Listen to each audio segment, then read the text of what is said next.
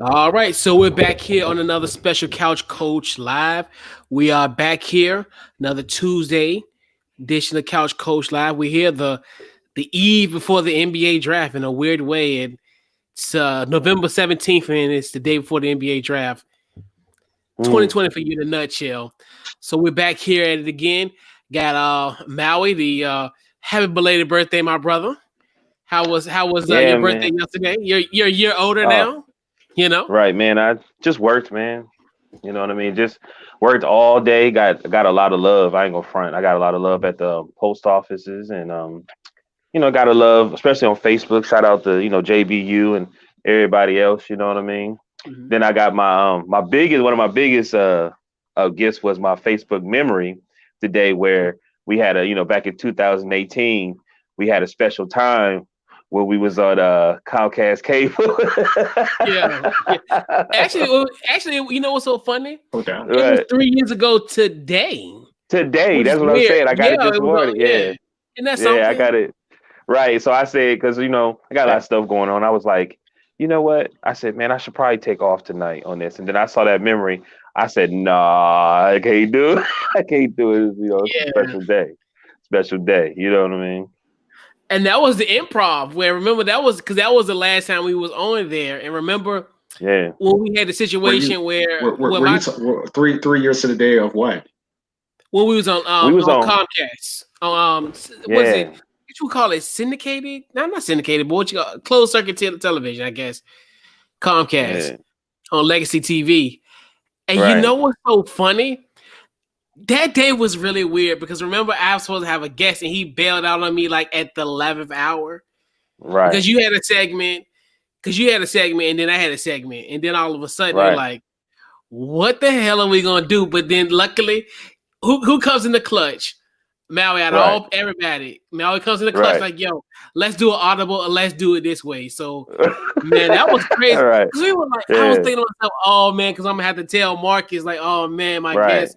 Yeah. Right. Because to me, I always looked like, Right. because with us, we always have our stuff. We always reliable, we do our thing. Right. And then you're like, oh, somebody building at me. Right. I'm like, oh man, it's gonna be a reflection on me. So we were Right. like, But yeah, the beautiful thing about Legacy, man, I believe it showed us that you could never really plan stuff. So it's like, honestly though, we started just focusing on each other. If we had each other, as long as we had each other, yep, we ain't care about nobody else. We yeah, can make the best of it, B. You yeah, know what I'm it was, saying? Like yeah, that was just the truth. Because I was like, because the week before was me. It was me and you again, and we did the same thing. But then I think it was my guest. They pressed mute or something like that, and it was no sound yes, yes, because they didn't through the have whole any show. sound. Because somebody hit me Right. up. No, I was in the control room because you were Yeah. talking. Can we name drop? We didn't able Yeah. to You name drop. whatever. Okay, so yeah, so Yeah. that's when you had Lucia. So Right. so Right. and I remember the dude in the control room like freaking out, like I can't, like people was calling the station was like, look, we can't hear nothing. I was like, oh snap. And you know me, I didn't wanna be like in the middle, like, yo, they can't hear y'all. Like I was like, and when y'all and I say, oh man, like because it was a good interview, it was a real good interview. Yeah. Yeah. But lo and Yeah. You behold, know what I mean? and that's the thing too, and that coincided with the following week. We were like, oh boy, like it's a lot of just mishaps. But yeah, man, it was a great. Right. But The yeah, the man, second one, yeah, we was lucky enough to get a practice. Nobody else got a practice, right? You know what I mean? Because that's true. when them cameras on you, it is a different feeling. I'm not gonna front. I'm not even gonna front. It felt good. I ain't even gonna lie. It really did feel good. Yeah. But Oh, the yeah. we because I came with a sweater and tried to be all professional, and then you had your hoodie on, The and first time. then the Yep. yeah, the first time, then the next time we Yeah. come, you comfortable, you got a sweater on, and I got my hoodie on, and it just seemed Yeah. like the second time was just perfect. It was just perfect, B. The second time was perfect. Yeah. It was It like, man, worked we wasn't out. even worried about it. Let's just do it. Yeah, but I had to come on. I really wanted to come on just for that because I was like, that was almost like a kind of like a turning point, I guess you could say. And then like even Mhm. some of the pictures, like Amy, she put up a picture of I had a special show, and it was all those people. And then when I look at all those people and how well all those guys people are doing and how their life changed, so it Mhm. was really good, man. I got a lot of love. You know what I'm saying? I got Yeah. a lot of love yesterday. You know what I Yeah, mean? that's what's up. That's what's up. Yeah, man. Yeah, man. So JB, My what's been man going on? JB hit me Yeah, up early. yeah. What's going on, man? How was your week? How was your week, JB?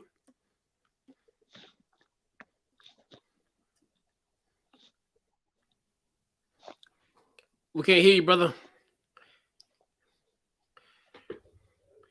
Oh, hold on, hold on. You unmute yourself. Unmute yourself. Unmute. Okay,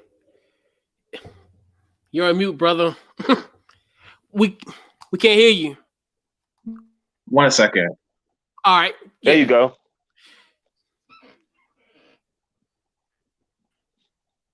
Can you hear? barely. What's going on? Can you hear me? All right. Yeah. Can you All hear right. me? Okay. One second. All One right. second. I'm gonna check right now. Good. Barely. Here. 1 second. Let me touch my phone. All One right. second. All right. But yeah, but yeah, that was crazy. You know, shout out to Legacy TV. Shout out to to Mhm. our people's Right, man, and you know, right. it's it was and I need to repost that today with maybe if I have time after the show. But yeah, I mean it's a good Uh, experience, man. It was cool. Yeah, we it was great. Like, cause when we you made, walk in there and those big cameras and mm, like kind of the kind like it was a trip because you be talking to somebody, you talk to them like this, and then you have to turn and then look towards the camera as you're talking, and then you go back. You know what I mean? It was a yeah, trip, man. It was a trip. It was an yeah. experience. You know what I mean? But yeah, man, we got a definitely great show for you guys tonight. We have our guy, Which Carolina podcast, hopping in, and we'll preview the NBA draft with him. We'll talk a little Carolina stuff. We'll talk about the Panthers, also the Charlotte Hornets as well. So we'll get to him. He'll be here at the bottom of the hour. So, guys, let's talk about in a weird way. And this is 2020 for you in a nutshell, where we have quote unquote hot stove where we have like trades and all types of acquisitions happening in this in this part of the year. So the biggest trade of obviously is Chris Paul heading to Phoenix.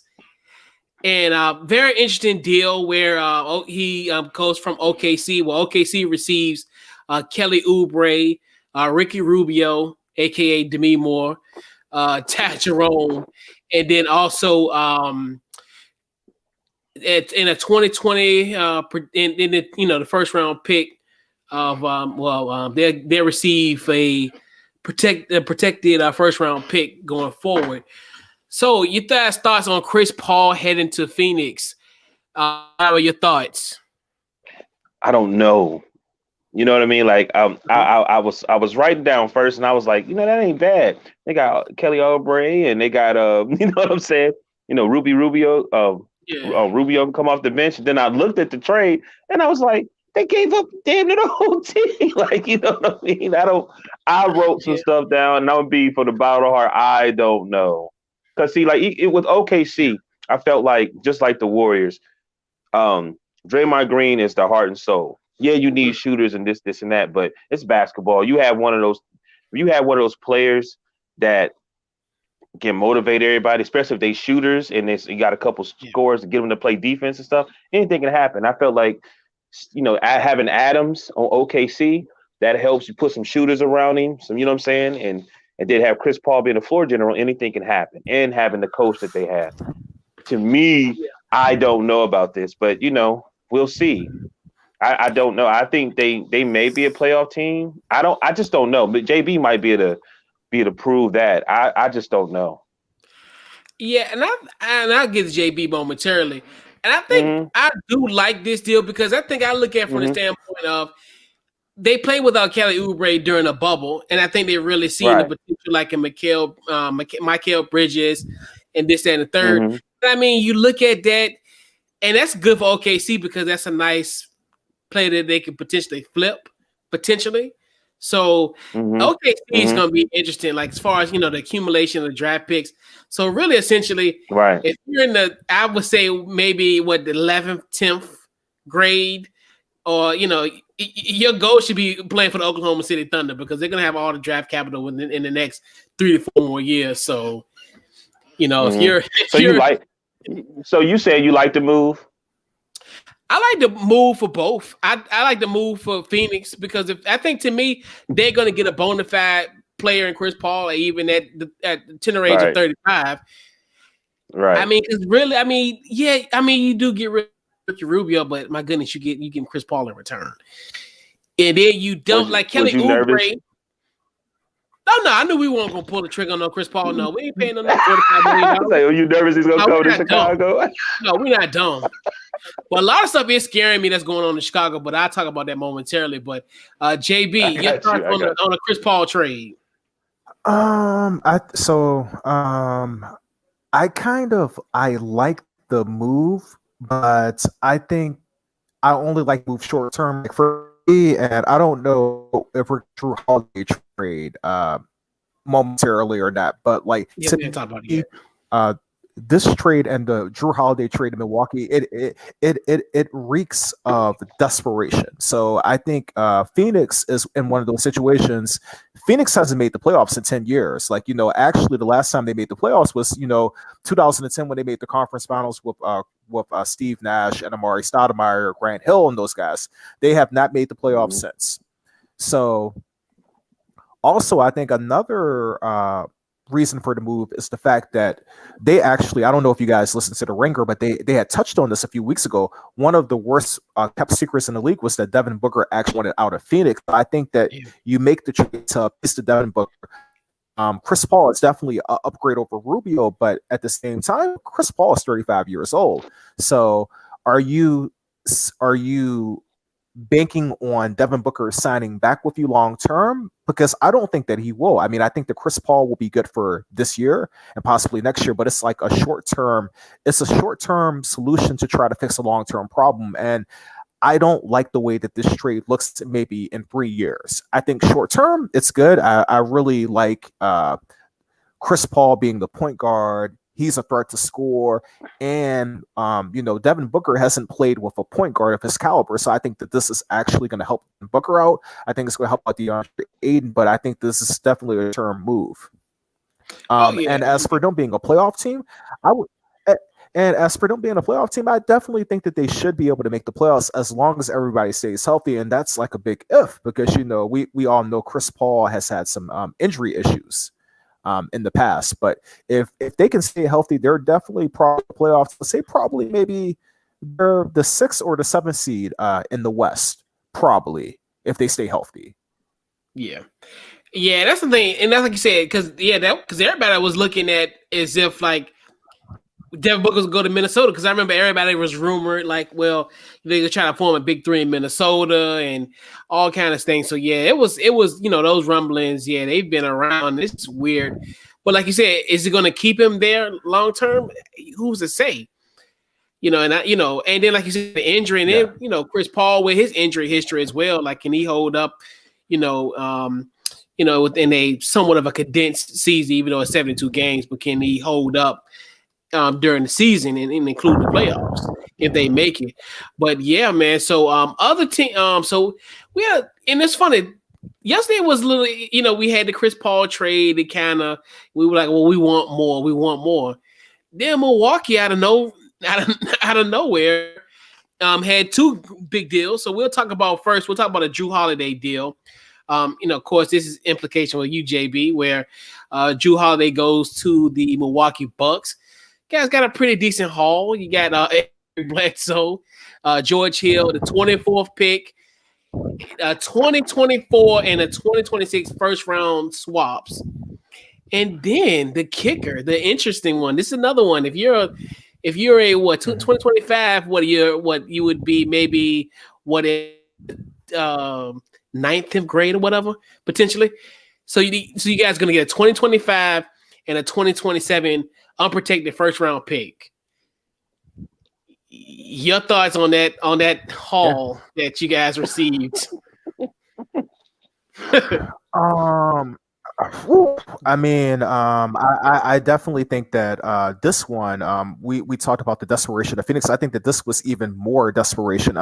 So I think one of the ways that I think that with Drew Holiday, I think that you're getting a very good basketball player. And I think getting a guy who's probably a more reliable shooter, and he's a very good defender. And I think that he will definitely help them out in the playoffs. But I mean, I think this is very risky. So for one, I think the best thing a guard can do for you in the NBA is not only can he score, but can he create for other people. And Drew Holiday to me is not that great of a creator. He has a lot of strength, but creating is not one of them.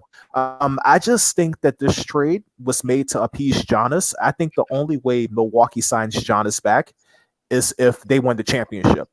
And I understand them making the trade to appease him and the other trade, which I'm sure we'll get into later. But I think this is very risky because, like, let's look at it this way. Let's say Giannis leaves next year. Those first round picks look even better, man, because probably Milwaukee is not going to be a very good team. So, like, I think that New Orleans, they did the right thing. I think that Eric Bledsoe. I was about to say Drew Bledsoe. Whew, it's been a long day. But Eric Bledsoe, as maligned as he is, and how he hasn't, really performed well in the playoffs since he went to Milwaukee, I think he's on a pretty decent salary, man. Like, I mean, you look at what he's making. I think he got a 4-year, $68 million contract. That's not bad right there. I mean, I think that, he's a good player. I think he's actually probably a better player on a team that's not a contender. So I think he's probably a better player on a mediocre is on a championship caliber team. So I like the move for New Orleans. I like the move Milwaukee, but I think that it was a very desperate move, and it might be in their face. Yeah, Val, your thoughts on this trade? Hey man, I'm actually kind of clueless. The information I'm getting from JB makes a lot of sense, but I do think that I will say this. Sitting back, I do think that they are kind of nervous and shaky. You know what I mean? Yeah, I believe they are. So they have to do what they have to do. Like, you look at New Orleans, they got the spotlight on them. There's a lot of possibility with some of the, who they drafted. The NBA, a lot of people is invested in that situation. So they got to make some moves. They got to hurry up and they got to be in the playoffs. I think there's a lot of teams, just like the Suns. Like Devin Booker's a star. So even though he could play, he could do this and that. Like he almost didn't even make it in an All-Star game. You know what I mean? So the Bucks has got to do what they have to do to keep Giannis happy. To see, they already got a feeling his rumors that he may leave, but so we have to do what we have to do to see if we can get over the hump. Because really, let's just say the last 3 seasons they've made it to the playoffs. They was the last 2 years they was number 1 in the league, right? Am I mistaken? And they getting it's like what? So you get in the playoffs and you just smell it up. You know what I mean? And it's not fair. I understand there is injuries, but me and coach keep speaking of Giannis got hurt and they sat everybody down. Well, the Milwaukee did, and they used the second unit because it was something going on where they was like, man, certain teams we're not doing as well. Like you could just, even if they win, it's just something's not right. You know what I mean? We got to figure out something. And I guess and then I think Holiday wanted to make a move anyway, didn't he? You know what I'm saying? And then Bledsoe, I don't know. Is Bledsoe really a starter? Don't you think he would do better just coming off the bench? Do you think he's a better 6-man than a starter? He'd be on the bench. No, I think that he's definitely. Hmm? No, I think he's a star. I think he's a starter. Like, so here's my thing. I think on a contending team, I think he's better off coming off the bench. But I think I think on like a mediocre team or a team that doesn't have like championship aspirations, I definitely think he can be a starter. But like for the situation in Milwaukee, for what he gave them, he shouldn't have been starting. Yeah. I'm gonna tell you guys something too, real quick. I believe if I'm marketing for the NBA, I remember how when Golden State was winning and making a name for themselves, how it was a bunch of fire. It was little kids, little light-skinned kids and all this. They wanted to be Steph Curry and Clay. They wanted to be a Bash brother. And when they got hurt, I do feel like the league got hit kind of hard. And I was looking at Trae Young and I was looking at Devin Booker. And I was like, man, they have to figure out a way. They got to figure out a way to get these guys in the playoffs. You know what I mean? Maybe I'm tripping, but I do think they big stars. So I'm hoping Atlanta makes some moves too. I do think Chris Paul may be able to help them to get in the playoffs. I'm hoping Atlanta makes some moves because them 2 young men need to be all-stars. and they need to be in the league. They need to also be in the playoffs.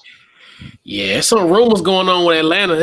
They got a lot of people. It's a lot of people that they are linked to, which we'll see how that materializes. Yeah, I like the move for the Pelicans. I mean, because the thing with Drew Holiday, what's funny is we talked about how Devin Booker's the kept secret as far as getting traded.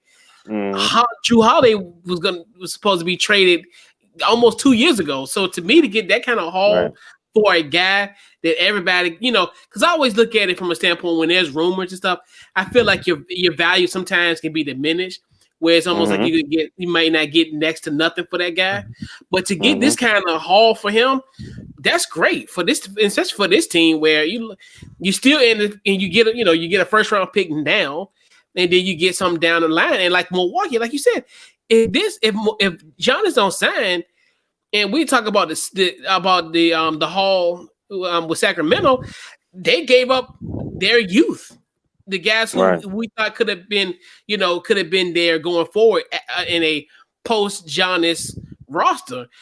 Their young talent are gone. So to me, who knows? Those picks could be potentially lottery picks, and they're unprotected. Which, when you get an unprotected pick, you're like, okay, yeah.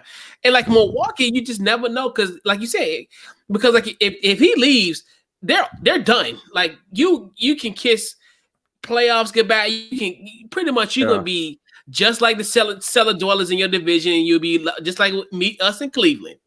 You'll be in the basement with us, and we have great times in the basement. Just come on with us, Milwaukee. But I remember Bledsoe. They were talking about them going. LeBron wanted him. They were saying rumors was LeBron wanted him to come to the Cavs. You remember there was a trade back in the what 17 or 18, and they were saying they wanted Bledsoe to come to the Cavs. Yeah. He was and don't get me wrong, man. Bledsoe's a very talented guy. Like I was actually telling somebody this. When you look at Bledsoe, man, like he's got everything that you want in the guard, man. He's got the quickness, he's got pretty good handles, he's got like nice athleticism. But when you look at him in the playoffs, like CP, we've talked about this before. One guy that I think has gotten a real bad rap over the years when it comes to his playoff performance is actually Kyle Lowry. And if you look at Kyle Lowry compared to like what Russell Westbrook or Eric Bledsoe has done in the playoffs, Kyle Lowry has actually played well in the playoffs compared to those two guys, but he's actually gotten this like reputation as being a choker, which I think is unfair. Yeah, and like he's probably one of the most slept on players in this league, because you're thinking when you really, and that's the thing too, where I think if you don't look at the totality of Kyle Lowry's career, you think to yourself, like that. And even going back to Eric Bledsoe's point, where he's pretty good. And the thing about it, he was, and we talked about Chris Paul earlier. He was his understudy with LA for years. So you look at it where he's had that history, with that situation. Yeah. But and that's another thing. And another topic, another trade that we didn't talk about. So now Milwaukee is in full desperation mode, pretty much as we talked about earlier, where they got Bogdanovich from Sacramento. So in that trade, the Sacramento Kings received Dante DiVincenzo, the MOP, Ilyasova, and DJ Wilson, the Michigan man. So you guys thoughts on that trade?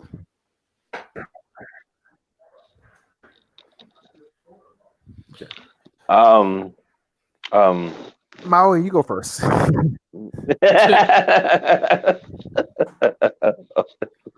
Wow. Hey man, it's just that time. You know what I mean? I can't give you the details on the trade, man. I can't give you the details on it, but it just seemed like it's just everybody is shortcoming, man. Like it's not like a regular time, but it just seemed like everybody's trying to figure out what could we do, because everything's going to be short. You know what I mean? They even lifted like the conversation so there's no tampering. You know what I mean? Like, you know what I'm saying? Like you can actually have conversations, but we'll see, man.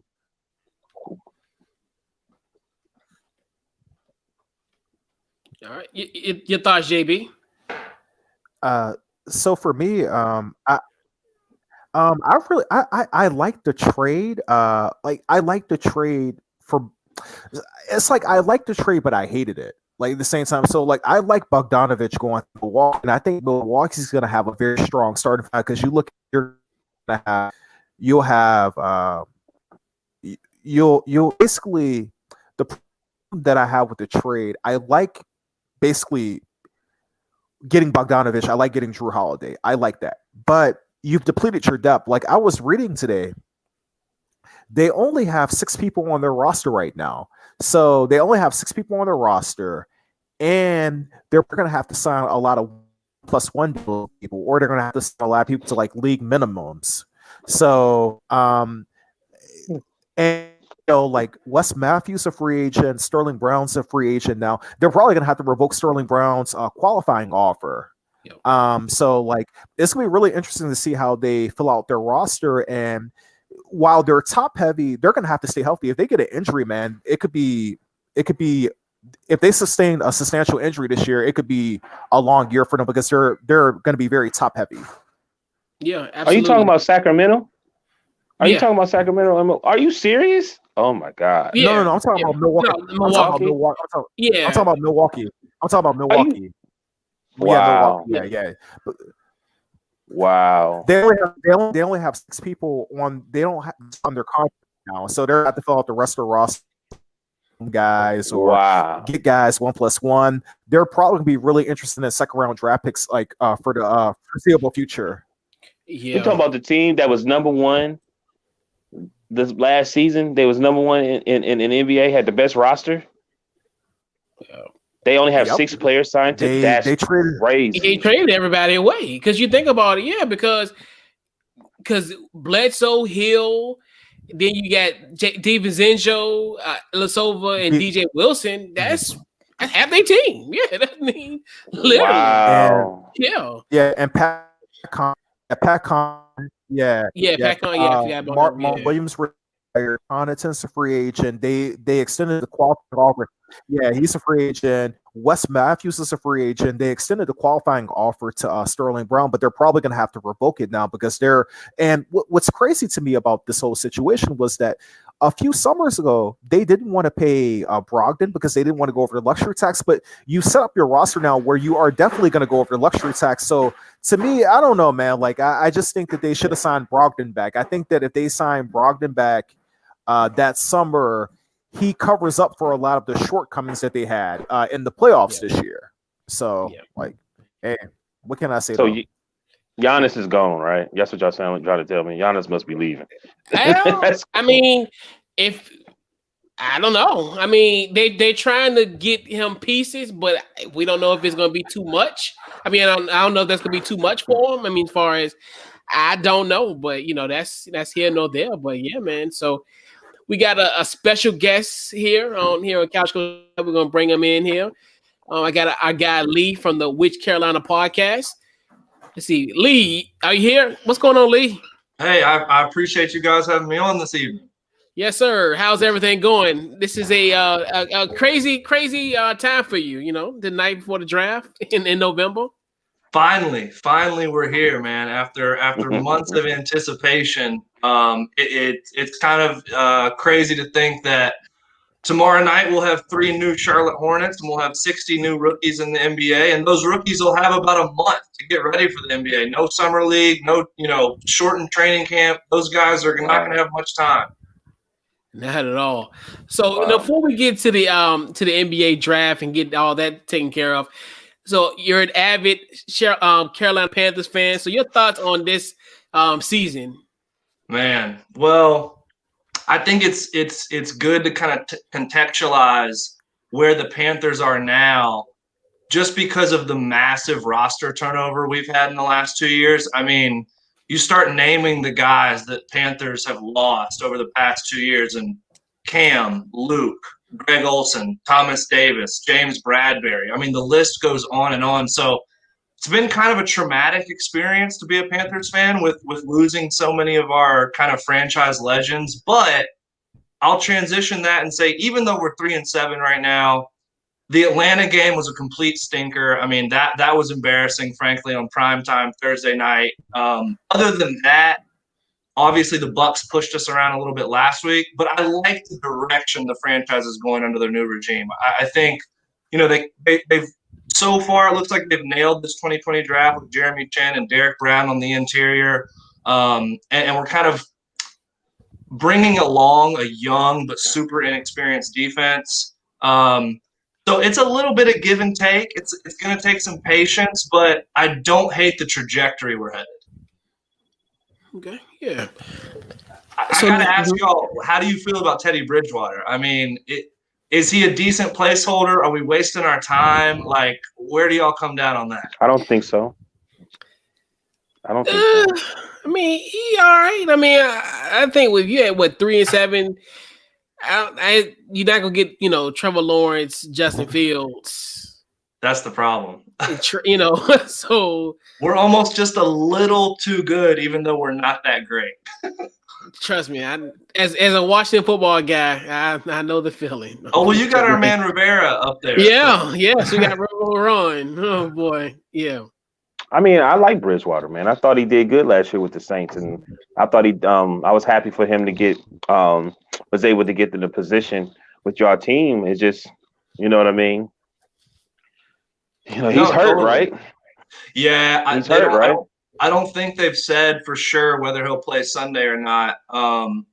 With Teddy, he's been great. Honestly, I've really enjoyed having him. I think he's a decent, no pun intended, he's a decent bridge to whatever our next franchise quarterback is. Hopefully, potentially a young quarterback in this draft. But the problem with him just seems to be like in the last 2 minutes of the game, he can't quite push the ball downfield on those game-winning drives. And, we've lost I think 3 or 4 games by, less than a touchdown this year.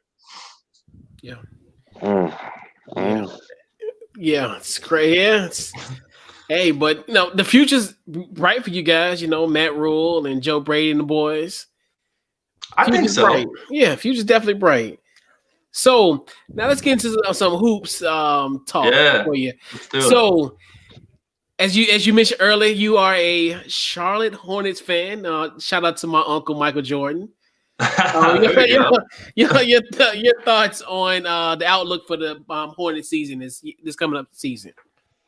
Yeah, well, you can kind of put this Hornets roster or personnel in 3 different baskets. So we've got our young core, which is Devontae Graham, Miles Bridges, PJ Washington, and then whoever will be the number 3 pick in the 2020 draft. That's kind of our core foundation to build on. Then you've got kind of the more longer-term developmental prospects. You've got the Martin twins and Jaden McDaniels, all 3, talented but young wings that are still trying to kind of find their way into the league. And then you've got the third basket, which is like our veterans. You've got Cody Zeller still on this roster. You've got Terry Rozier coming off one of his best years shooting the basketball. And you've got Malik Monk, who's a fascinating story this year because the Hornets could potentially extend him next summer. He was playing very well prior to the suspension last year. So I think that's an underrated storyline. What will the Hornets end up doing with Malik Monk and how will he play this year? I think from a expectation standpoint, the playoffs aren't unreasonable. We were the 10th seed last year. Washington Wizards will be kind of in competition for that last spot. The Bulls will be in competition for that last spot. If we nail the number 3 pick, I like our chances to make the playoffs, but it's definitely not a sure thing. Yeah. Yeah, it's gonna be you guys in an interesting spot, definitely with the Hornets, with that's coming up. So let's see what I got here. So and you just released your your big board. Yeah. First, before we get, I'm gonna ask you of course the $64 million question: who is the best player in the draft? So, what is the your reactions to everyone to your big board? I know you got a little bit of I know some guys kind of clapping back on you on Twitter about the big board.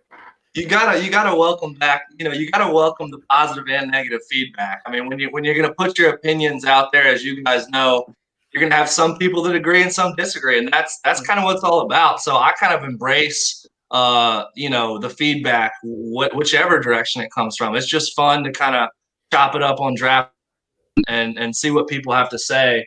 But you know, and in terms of the best player in the draft, I've got Anthony Edwards from Georgia, number one. He's got some obvious flaws. He didn't always bring the most consistent effort, to kind of put it mildly. There were games where you weren't sure that you were getting completely 100% from him.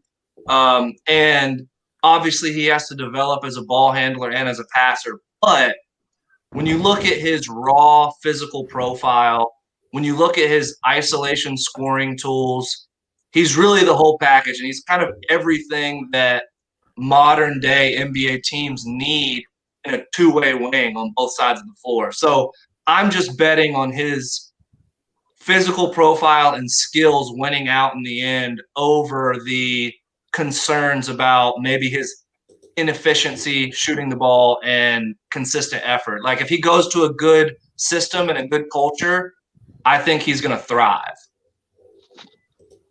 Yeah. Yeah, and I know, because a lot of people were, and it's funny because I looked at the board before I logged in. I was like, okay, yeah, I like the big boy, and like you said, you got guys that detracted it, but it was all good. But yeah, so now this 2020 draft class is, and of course, and we also got Chris LeBron, he also shouted you out earlier. I know you guys have been doing work. Other guys around, and Steven from the Breaking Game podcast, other guys are amongst who have been doing NBA draft profile and scouting. And I found a great intrigue in this draft. So my biggest thing as far as how does this draft class stack up to previous draft classes? Yeah, I think that's a fascinating discussion. There is no Zion Williamson in this draft. There is no Anthony Davis. There is no clear-cut prize. Honestly, there's probably not even a Ja Morant in this draft. I don't know if you're going to see a player in this draft immediately take a team from the cellar of the conference to the playoffs like Ja Morant did with Memphis this year. So the way I've been kind of characterizing this draft, and I'd be interested if y'all agree or disagree, but essentially not as top heavy as any of the most recent drafts we've had. But when you start getting down into the kind of the meat of the first round, however you want to characterize that, 8 through 20, I think there's a ton of depth, and I think there's a ton of rotational pieces in this draft. And even working into the second round, I think if you're at 32 or 35 or even 40, you've got to feel good about the fact that you might be able to get a rotational piece because this draft is pretty deep. And historically, if you get a 6th or 7th man in the second round of the draft, that's a win. Yeah. And that's one thing. Yeah, the draft class, like you said, and it's really due to, like I mentioned earlier, you, Chris, Steven, those guys, reading guys, scouting. And it's really intriguing. Like you say, it's really no bad. It's not like a top heavy draft, but a lot of it, and I like the way kind of it's not no definitive. Like like Anthony Edwards might be 5th on some people list. Yep. I even had heard Lonzo Ball, and that's another one where not LaMelo Ball, LaMelo. And I see where people are hot and cold with him. Some guys that have him as the best prospect, but he's what we call the big P word, potential, based on the potential. So this draft is, like you said, it's not a quote unquote a sexy prospect, pause, but it's more so somebody that doesn't like put butts in his seats, that you're not gonna. And then, like you said, and then it's funny with Minnesota, there's still the entry who they're gonna pick, and so yeah, this draft class is gonna be very interesting. Like you said, it's probably more like the depth, where I think if you look at it from its totality, it's probably will stack up pretty well. I think so. And the other weird thing about this draft is we've just had so much time. Normally the draft would have been in what? June, right? June, right after the finals. And, we're going on 6 months since even seeing some of these college players play. Not to mention, you've got LaMelo Ball, James Wiseman, Killian Hayes, R.J. Hampton, all these guys that didn't even play in the States. I mean, Wiseman only played 3 college games. So it's an intriguing draft in a lot of different ways. Obviously, 2020 has been a strange year all the way around. So I think because of that, we might get a lot more surprises tomorrow night than people are expecting. Obviously, the trade machine is already rocking and rolling, and that's probably going to continue. Yeah, absolutely. Yeah. So, and I mentioned earlier, so another $1 million question. Who will likely be the number 1 pick? Who will Minnesota get tomorrow night, in your opinion? Man, the rumors are flying all over the place. I mean, LaMelo's certainly been connected there a good bit. Anthony Edwards has been connected there a good bit. Some have even hinted at like Denny Advia, which is the Israeli wing, which I don't have him quite that high. But again, I think this draft is wide open. At the end of the day, I think my answer for who the best player is in this draft and who ultimately ends up going number 1 is the same. I think we'll see Minnesota kind of fall back on Anthony Edwards' physical profile and his fit probably with D'Angelo and Karl Anthony Towns. I think they'll select the 2-way wings. I think we'll see Anthony Edwards go first tomorrow night. Yeah. Your thoughts, fellas? I don't know, man. I don't know why. I just feel like just think LaMelo might be the guy. Like you said, potential, but I just feel like he got a following, and like you said, he's 6'8". Got a shot on him. A lot of people, not everybody want to win. You know what I'm saying? Right. A lot of people won't. Not everybody wants to do that. You know what I mean? And it just seemed like to me, as we were just talking in the last segment, it seemed like everybody's trying to figure out, do little things, because it's not even the 2 teams we talked about. I still feel like they're trying to figure out, it's something new's going on, and they're trying to make the certain moves and do certain things, because the views or the viewership of the summertime wasn't that good. So it just seemed like they're trying to bring some type of excitement. You know what I mean? And I don't know. I just feel like something different is going on. You know what I mean? I'm picking LaMelo. I don't know. I've always felt like he got that star quality.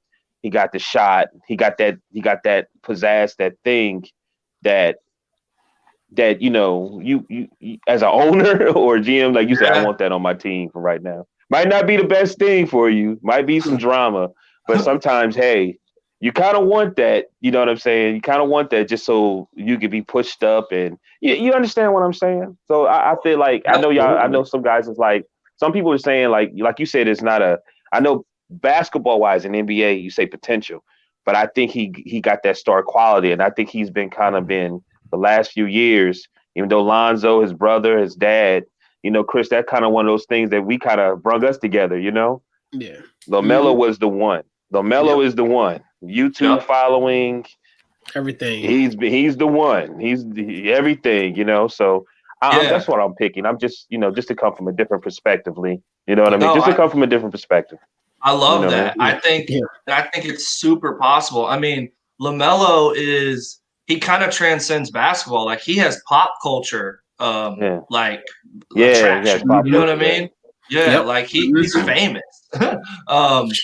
And he will bring electricity, and like you said, he will sell tickets. And honestly, if you took every prospect in this draft and you talked about their best case scenario outcome, he might have the highest best case scenario outcome if everything comes together for LaMelo. If the shot comes together, if he can add a little bit of weight, if he becomes a better defender, he is a star. If all that stuff happens, I get that completely.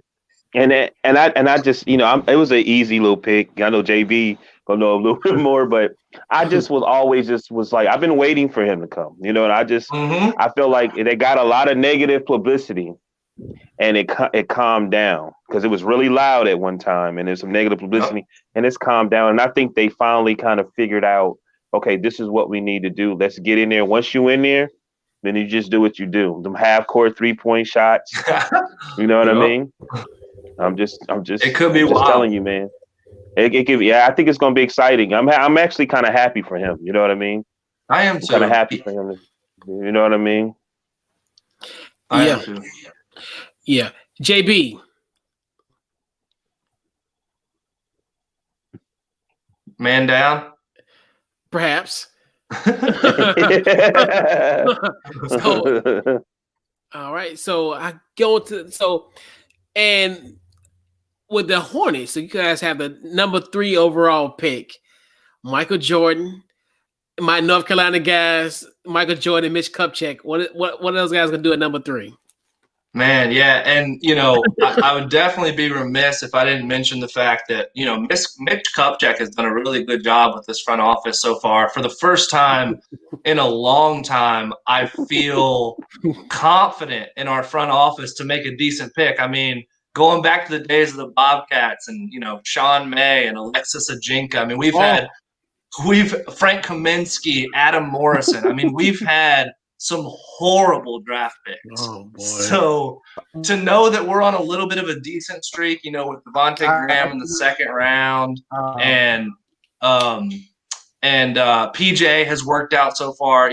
We're trending in the right direction with Mitch. So I'm hoping for Anthony Edwards. Obviously, I think he's the best player in the draft. So of course I hope for that. But if I have to make a prediction, I feel like somehow we're going to end up with James Wiseman tomorrow night. He's been connected to Charlotte a good bit. People have even talked about us trading up to get him. And look, our roster desperately needs a center. It desperately needs rim protection. So something from a prediction standpoint, something is just telling me that whether it's a trade up or whether he drops to us at 3, I think we end up with a Wiseman. That's really, really interesting. If that happens and he falls into your lap, that's going to be interesting. So it kind of backtrack now. So because I look at Wiseman is kind of like and that's the funny thing about the draft is you think Golden State is a shoe-in to get Wiseman because he would fit perfectly in their mode. Totally. So my question is, so if that falls into place, well, who does the Golden State get at number 2? Yeah, so either that would have probably mean that Golden State trade out of 2, right? So maybe they move. I mean, obviously, everyone has talked about packaging like and number 2 for somebody that can come in and help right away. So that would probably be the most likely scenario if the Hornets end up with Wiseman. That means that Golden State traded out of the pick. Or look, and this is probably not a very popular opinion, but I've said that the Golden State Warriors could select Tyrese Halliburton from Iowa State. I mean, he is one of the most instinctual Warriors-like player in this draft because of the way he can play on the ball, play off the ball. He's like, I've explained him as a basketball player as like Jedi level type stuff. He's just he sees the game a step or 2 ahead of everyone else. He has his flaws too, just like everybody in this draft does. But if you're looking for a bold prediction, I wouldn't be shocked to see Halliburton go 2 to the Warriors. Ooh. And what's funny, and that's another thing too, where that's another like high riser where and that's and it's funny and I hate to piggyback, I keep on saying this, but like you and Chris like been beating the drum for him, like it's like, okay, well, man, and that's kind of made me pay attention. And also Steven as well and Austin as well. And they're really high on him. And I was like, that's one thing that kind of opened my eyes to Halliburton. Like, and it's funny because I looked at him like maybe like teetering on that lottery line. Yep. But now it's like the way I think because I'm not sure where you have him ranked, but I think Chris had him ranked like almost like a top 5 guy, I think. Yeah, I've got him in his ranking. Yeah, you got him at he got him at 2. Yeah. Oh, wow. Yeah. And I'm in the minority on that. That is not a consensus opinion, So that I have to definitely contextualize it with that. I mean, I think you're right. Most people, I think he's a top 10 guy on the whole now at this point. Like you said, he's really been shooting up draft boards. But But hopefully we'll be able to talk more and more, and you guys will learn that I'm a sucker for an instinctual basketball player that just has like high level feel for the game. I can't help myself. But yeah, so and so who was the biggest sleeper in this draft for you? I know we talked about how the draft is more, like you said, in the meat of it, where you're gonna have quality players and like in the thick of the draft and even in the second round. So who is your ultimate sleeper in this draft? Yeah, I definitely went back and forth on this one of which player I kind of wanted to talk about. I've already gotten to do my Halliburton rant, so we can get that out of the way. And so a guy that I'm a lot higher on than most is a player, Robert Woodard II out of Mississippi State. He's a 6'7", 235-pound wing. He's built like a freight train. He was a sophomore at Mississippi State, and Mississippi State was pretty good this year. They had a lot of talent on that team. They had two really good guards, and they also have a post player named Reggie Perry who will likely get drafted in the second round. So there were just a lot of mouths to feed in that offense, and Woodard wasn't really featured, but he shot 42% from three. He can guard 2 through 4 in the NBA, in my opinion, especially small ball fours. He's incredibly athletic. He's incredibly strong. He's got good defensive instincts, and he can stretch the floor. So I just see Robert Woodard as kind of the perfect modern day wing, and I don't really get, to be honest, why he's not higher on other people's boards. I've got him 13th, which is probably as high as you'll see him, but I bet Robert Woodard is a first-round pick tomorrow night. I would almost bet on it. Interesting. So, I'm looking him up. Yeah, give him a look. Give him a look. So, and for you, definitely, and also Steven chimed in, our guy, another out the ball network colleague of mine, Cassius Winston. He loves Cassius. Oh, he do. Yes, it's almost like we had to have a Cassius Winston, as far as a reference when I'm around Steven, so. Hey, but, and look, man, Cassius is one of the best. He's one of the best pick and roll players in this draft. He shot over 40% from three. He's a senior, so he's been around the block. I'm not as high on him as Steven is, but hey, we've seen experienced guards have success in the NBA, so why not, right? Absolutely. And like you said, and he's a Tom Izzo product. And so he's been in the trenches. And I mean, it's funny, and it's what's weird about this generation, because normally we would salivate on guys like Cassius Winston's, when we have guys who have what we call eons of experience. Yeah. And now it's like it's frowned upon. Like someone's like, you went to school for 4 years? That's a red flag. Like a GM would look at that, it's like a red flag. Well, how about Obi Toppin, who's technically only a sophomore, but he's 22. Right. And you know what's interesting about him? Just imagine, like, if he goes to Cleveland, like, he would literally be like a veteran presence on this team in a strange but bizarre way. Minus Tristan and Kevin Love, but he would literally, as far as who I look at going forward the future, this team could be that's going to be definitely interesting if he gets to 5. Yeah, I wish I could remember who tweeted this, because I would want to give him credit, but someone tweeted something to the effect of about Obi Toppin. It's not often you can draft a player who immediately becomes a veteran on your team. Yeah, and he will be, which in a strange but bizarre way he would be on that team, because looking at just the young nucleus that they have, But yeah, man, definitely appreciate you, Lee, for coming on tonight.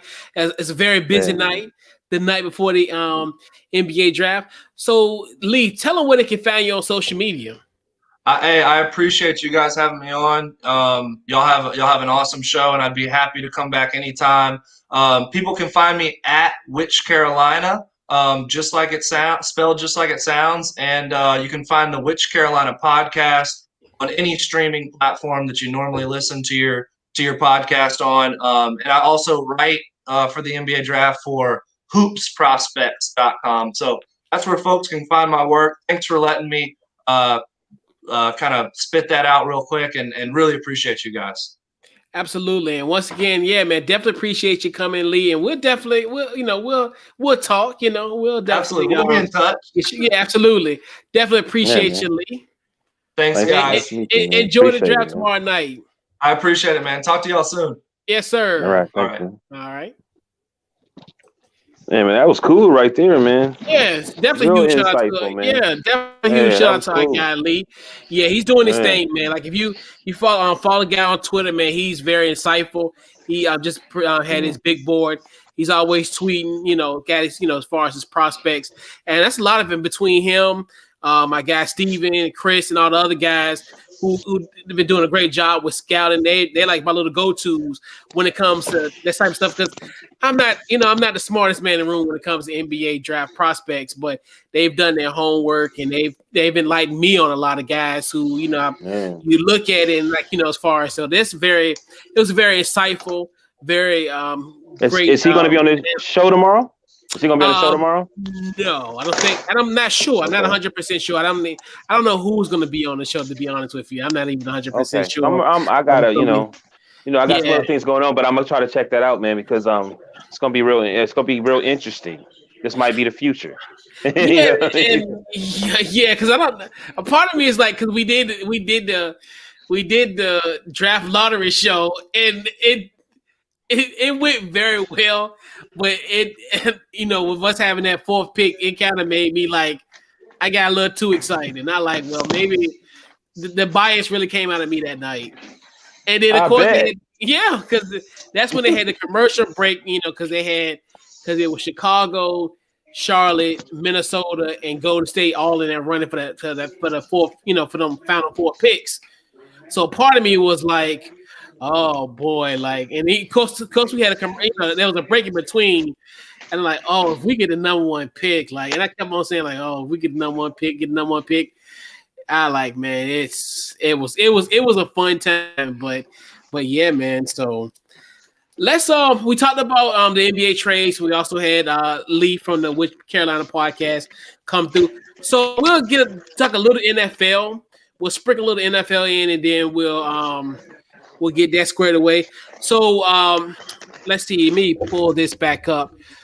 So obviously the big news in the NFL, Drew Brees pretty much, injured his ribs and even have a collapsed lung, and the Saints, so they look like more than likely they'll be relying on Jameis E.W. Winston.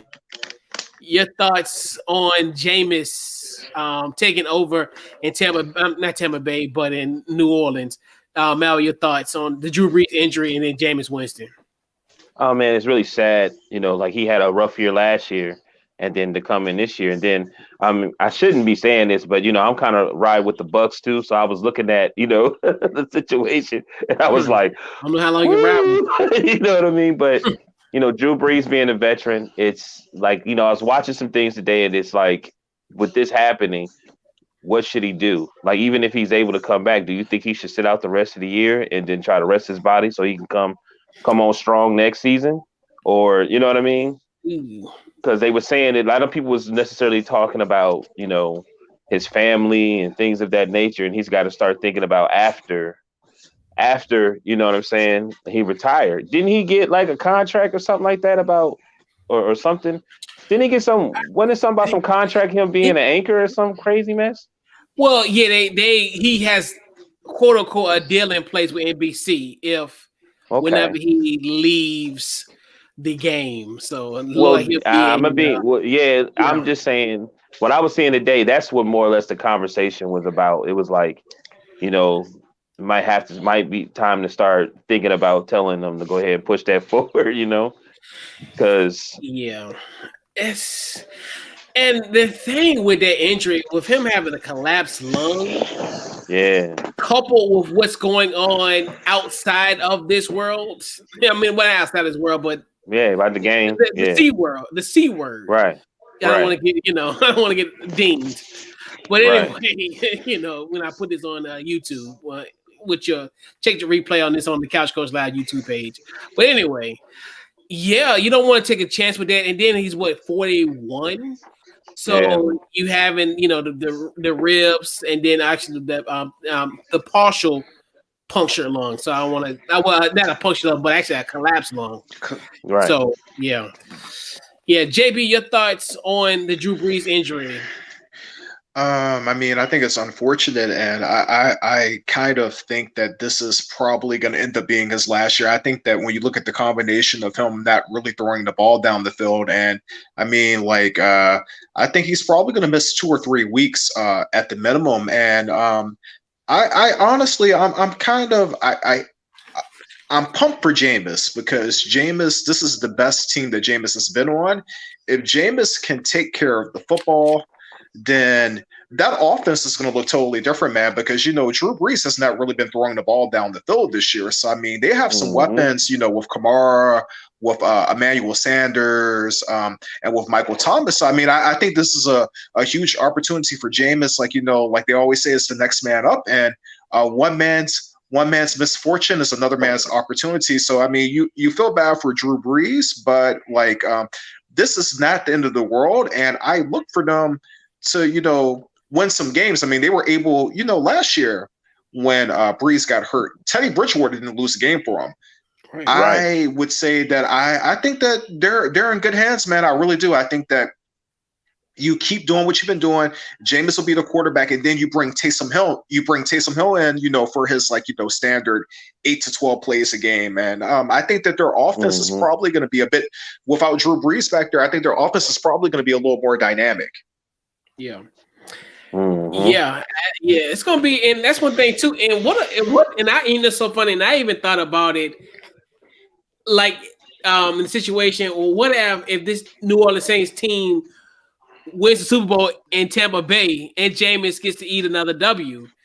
It would be the ultimate redemption story. And that's another thing where you look at it where it would be a great lesson to everyone as far as taking a chance on yourself. So I look at that. Even this season alone, it's still a great example. But just to highlight it even more, if they do succeed and and Jameis take care of business, but that rib injury and coupled with the lung, I like, man, that's I was like, God, I was like, that, like you said, it was very unfortunate and like, ew. But this is why you bring in a guy like a Jameis Winston, essentially, and like he's in a perfect situation where he has great weapons, and he has so every huge shot at Jameis, like you said, if he take care of the ball, the sky's the limit for him, and I think going forward it's going to because they're in the driver's seat in the NFC South. Oh yeah. And I'm just going to throw this out there, too. If he plays well these next 3 games, he's going to get a nice contract in the offseason. Teddy Bridgewater, he got – what was Teddy Bridgewater's – he 60, got 3 years, 60 something. Yeah, 60 million. So, I mean, like, Teddy Bridgewater got that off of playing 4 games last year. So, I look for Jameis, if he comes in, does what he's supposed to do, he'll basically get paid more money than Teddy Bridgewater does because he brings a different dynamic. He has a better arm, and this guy was a first-round pick as well, too. So, I mean, like, Jameis bet on himself, and he's going to get his opportunity. So, good luck to him. I hope he does well. Yeah, Jameis Winston win 2 games so the Browns can have a quarterback. I don't want you to go to Cleveland because then he need to be somewhere where he has structure, where even though Kevin Stefanski, they're doing a good job. I don't want to poo-poo on Cleveland. They're doing a good job. I will admit that Kevin Stefanski is doing their job, and Eric Berry, he's doing a great job as a GM. They doing a good job. But I don't know if Cleveland. No. No, don't go to Cleveland, James. I would try not to. But there's a lot of Cleveland or the Giants. Cleveland or the Giants. What do you think? Cleveland or the Giants? Giants. Word? Yeah. But I think you're too much of a country boy to go to the Giants. Yeah. In New York. Well, I mean, if Hey, if it's that about fried if it's chicken about different down south than it is up in New York. well, and I mean, if it's about crab legs too, man, he needs to stay on the coast, man. You know, the coast, Right. man. He needs to stay on the coast, man. He needs to stay on the coast. Yeah, Ooh, he New needs to stay Jersey on the probably got some coast. good crab legs, boy. So he can get those. So he can get those. So he can get those crab legs. Ooh, New Yeah. Jersey. Oh, they might got some on Lake Erie too, boy.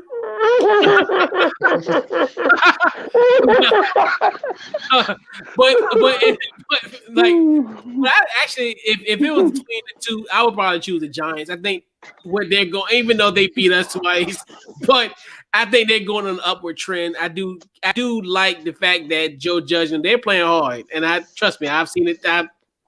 I've witnessed it twice. They know that team does play hard, and Cleveland is still a good team. Don't get me wrong, Cleveland is a good team as well.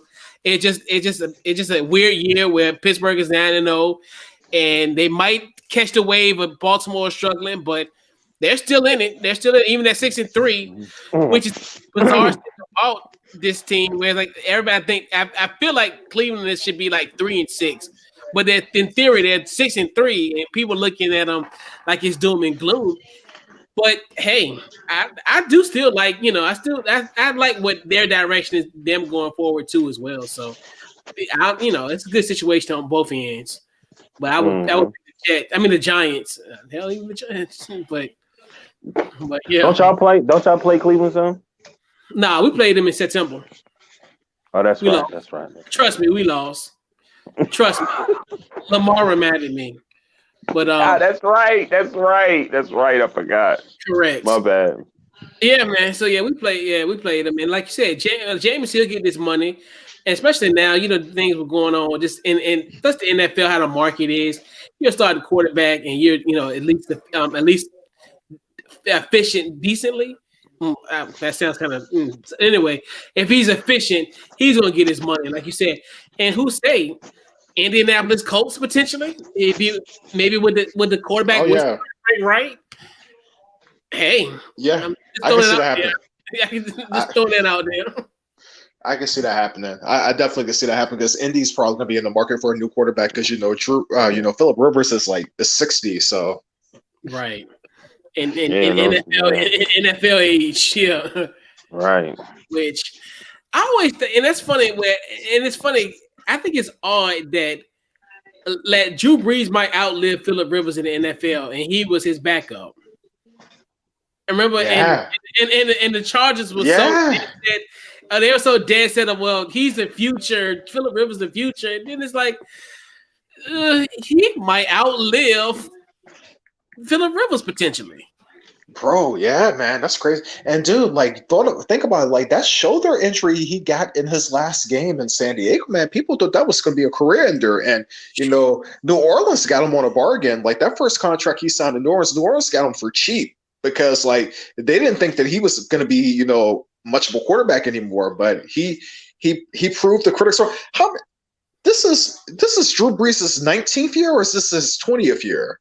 This is his 19th year, right? I thought it was 17. He got drafted in 2001. He was the 2001. So yeah, that would be what? It would be 20.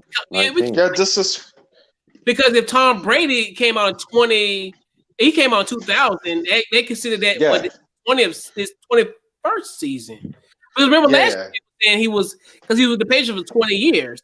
So this is the season. Because he came out in 01 with Michael Vick. Come to think about it, he was a part of the Michael Vick trade. Because remember Atlanta gave him that second round pick, and that second round pick was ding ding ding ding ding Drew Brees. Yeah. Because remember it was like Tim DeWhite, and like I know when Tim DeWhite was a player. I mean, as far as he was an asset, he wasn't a draft pick. But crazy, right? Yeah. Dude, speaking of like this is giving me a bunch of nostalgia. I still have my Dreamcast at the house, and I remember I still had the games, and I remember I had the NCAA football game on Dreamcast, and I remember that was at the time when Drew Brees was at Purdue. It's crazy. I'm getting all kinds of nostalgia from this conversation. The Dreamcast. And the Dreamcast was still ahead of its time. like it's one of the things where it's like if it would have came out maybe like in the 2000s, boom. Yeah. Because remember they had like 2K NCAA football, 2K or whatever, visual, Yeah. like all that. And you think about it now, it's just like they literally ahead of their time. And then Yeah. Sony and Xbox came and just took over, and the rest is history. But them 2K games were Right. great on Dreamcast. I love those. Oh yeah, man. Any Me one of too, y'all man. get a fight? Y'all, any one of y'all got a PlayStation 5? No. I mean, Maui, I know you're not eating meat right now, but I mean, if you order the 2 for $5, you might get a side of PlayStation. That's what Burger King keeps on telling me on those commercials. Right, bro. Right. So I wasn't able to. Anyway, go ahead. Yeah, I'm not gonna get it to maybe a year or two. I only play games maybe on the weekend, if that, and I only play like 2 games. So it's almost like until they stop making Madden 2K on Xbox One, then I probably will have to convert over. I went and bought a 3 because they Really? don't make boxing games anymore. Last boxing game was Fight Night Champion. So Wow. I be playing that, and it's so weird because as I play it, that game was in 2011, and you could tell the way they, it looked like it's a game made now, and it's funny. It's like 2011. Then you fight the next year's 2012. Next thing you know, I end up fighting like I'm like going for the championship, and it's like 2020, October 2020. Like, it's so strange, man. It's so strange. It's so weird, man. It's so weird. It is a trip, man. It's a trip. But yeah, man. So let's put a ball on this week's Couch Coach Live, fellas. Let me get that squared away. So we'll go around the horn. Who gets this week's game ball, fellas? I'm gonna go with you first, Maui. Game ball. Go to JB first. JB, your game ball. Oh, I'm giving my game ball to 2 people. I'm giving it to Kyler Murray and DeAndre Hopkins. Hell of a throw by Kyler Murray, and that game was insane, man. I think that, right.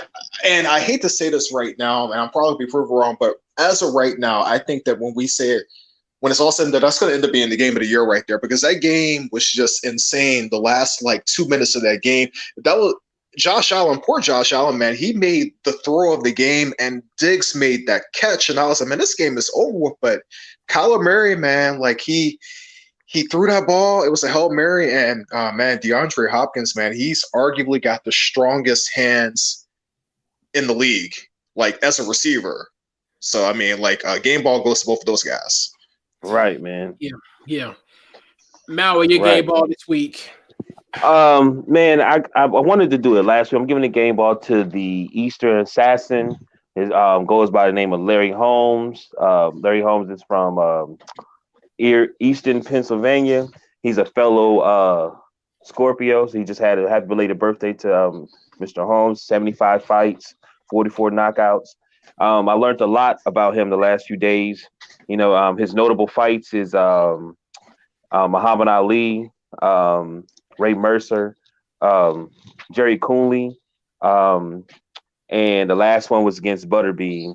And one thing I liked about him, man, is that a lot of people talk about Floyd Mayweather because he tied Rocky Marciano's record at he beat it with 50 wins with no defeats. And I didn't know that Larry Holmes went 48-0. And then there was so much controversy, so much hate that he got because he was on his way to actually tie Rocky Marciano's record. And he actually stole his 49th fight, which he would have tied it. And he spoke about that. He has a lot of notable fights. Like he fought Jerry Coonley, and he was saying it's for $10 million. The way he got treated, he was a champion. They made him go out first. Ronald Reagan put a phone in Jerry Cooney's room, like, you know what I mean? Just straight disrespect, you know what I mean? But at the end, in his hometown, he employs, they said about 240 people, and he's had two high rises, and he basically has a bunch of businesses, and then he's living perfectly, he's healthy, you know what I mean, and loving life, you know what I mean? I just want to give his flowers now because he's one of those guys that don't get a lot of respect. So happy belated birthday to the Eastern Assassin, Larry Holmes. Nice. My game ball goes to Dustin Johnson, another member of the prestigious Club 1984 club.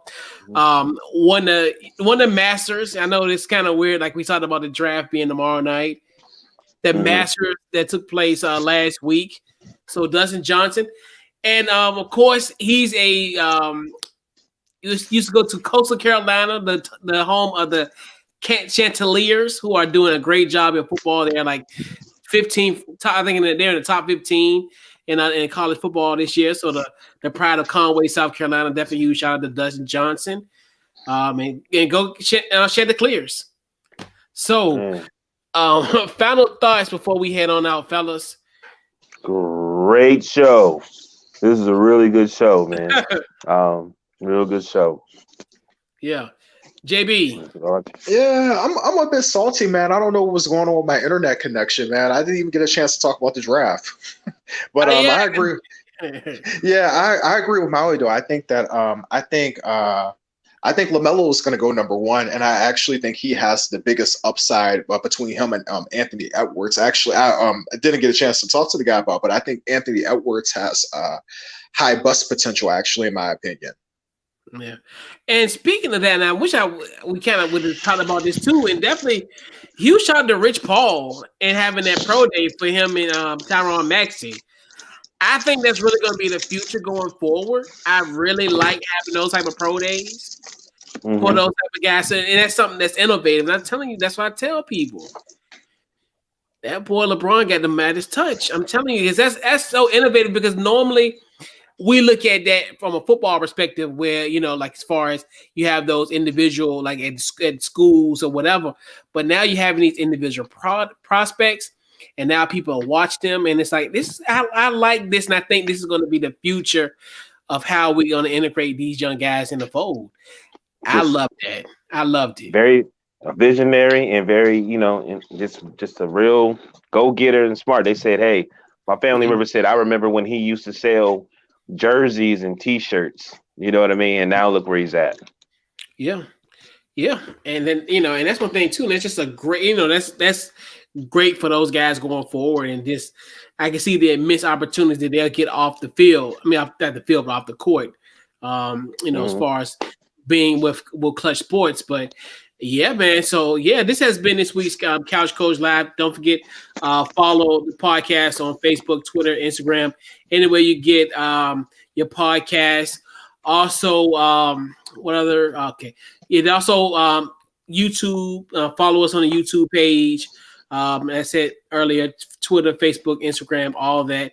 Also tomorrow night, if you check out my guys at the Off the Ball Network, we're doing a draft, like a draft house party. So I'll probably hop in here and there. We'll see how everything goes with how it goes. And then Saturday morning, see you Sunday, your new favorite NFL pregame show. That's going to be 11 a.m. on Saturdays. And that'll be on the Off the Ball Network Facebook page. So it'll be me, Steven, and then everybody, and then a couple of guys on the Off the Ball Network also be on there as well. So, and then next week we'll bring it back Overreaction Monday. So that'll be on the Facebook page as well. Mondays at 7 p.m. And man, so this has been this week's Couch Coach Live, man. We'll catch you guys next week. Definitely appreciate everybody for interacting with us. Definitely a big shout out to Lee. From the Which Carolina podcast. And man, this has been this week's Couch Coach Live. We'll catch you guys next week. Welcome.